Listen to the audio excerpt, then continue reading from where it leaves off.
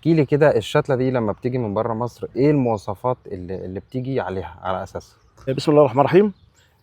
لما نيجي نختار الشتله او الشتله تجينا من بره، بتجي لنا بحاجتين. الحاجه الاولانيه لازم الجيل، لازم هي بتزرع بره اف 0، وبعد كده هيجي لنا الجيل الاول. ده رقم واحد. رقم اتنين، السوق محتاج ايه؟ لازم نجيب شتله نعرف نبيعها او فراوله نعرف نبيعها. هل احنا محتاجينها للتصدير؟ هل احنا محتاجينها للتصنيع؟ هل احنا محتاجينها للاسواق السوق المحلي؟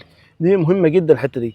الحاجه بقى الاهم، البلد اللي هنجيب منها الشتلات، هل الظروف الجويه اللي هنجيب منها من البلد اللي هنجيب منها الشتلات مناسبه للظروف الجويه في مصر؟ انت مم. ممكن يكون جايب صنف برع في بلده، ممتاز جدا في بلده، سكر كويس، انتاج كويس، صلابه كويسه، وتيجي تزرعه في مصر تلاقي اختلف تماما مم. عن المواصفات ما في يمشيش بلده. عندنا في ما مصر. يمشيش لان الظروف الجويه اللي في مصر غير ملائمه لهذا الصنف. وعشان كده لو تلاحظ الاصناف الاوروبيه وخاصه جامعه فلوريدا الامريكيه مم. ناجحه جدا في مصر خلاف الاصناف الاوروبيه. الاصناف الاوروبيه مش ناجحه ليه؟ لان الظروف الاوروبيه مش مناسبه زي الظروف المصريه. مظبوط. لكن جامعه كاليفورنيا وجامعه فلوريدا اصنافها ناجحه جدا في مصر لاسباب معينه. اولا الجو مناسب جدا، نفس الظروف الجويه اللي بنزرع فيها الام هي نفس الظروف الجويه اللي بنزرع فيها الفراوله. مم. مقاومه للامراض، المواصفات عاليه جدا.